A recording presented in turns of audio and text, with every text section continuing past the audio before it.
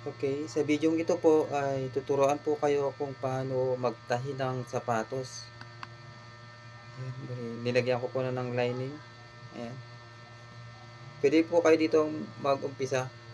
Pero sa akin, dito po ako mag-umpisa para yung lock niya hindi siya masyadong makita dito. Nakaganyan lang siya. Pag ganyan, iipit. First step po ito. Tusok natin yan. Tapos, kabit natin. Ayan. Ilabas po natin yan.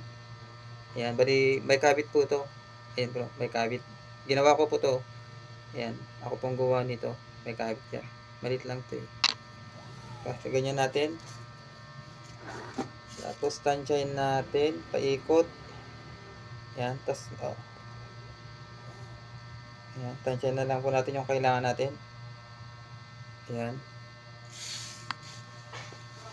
Okay. Tapos, tusok po natin ulit. Tansyahin yung ilalagay. Ayan. Tusok. Okay, kawit. Ayan. Tapos, ayan. Ganyan po. So, tuloy-tuloy na po yung ganyan. Ayan. Tuloy-tuloy na po yan. Hanggang matapos. So,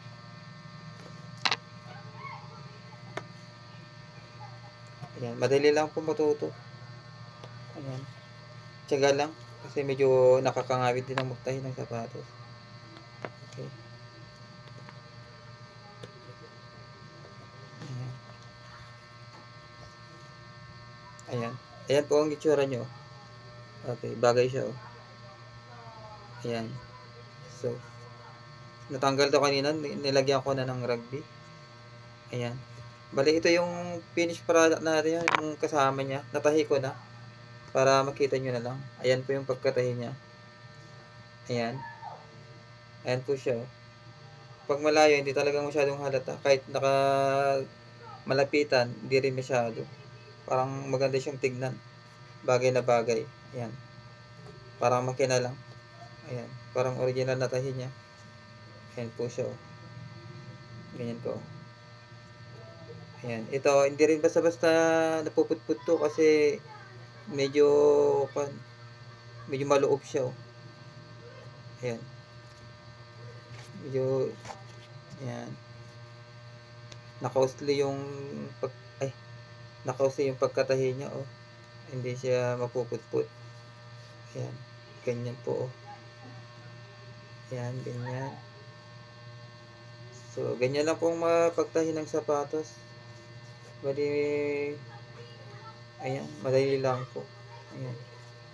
Mga gusto magtahi, ganyan lang po yung gagawin.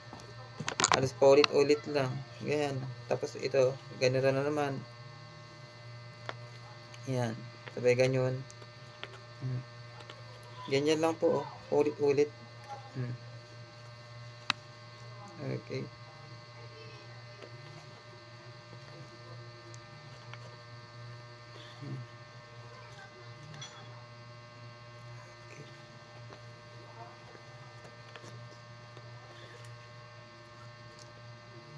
Okay. Ayan po. Ganyan lang po siya. Ayan. Okay.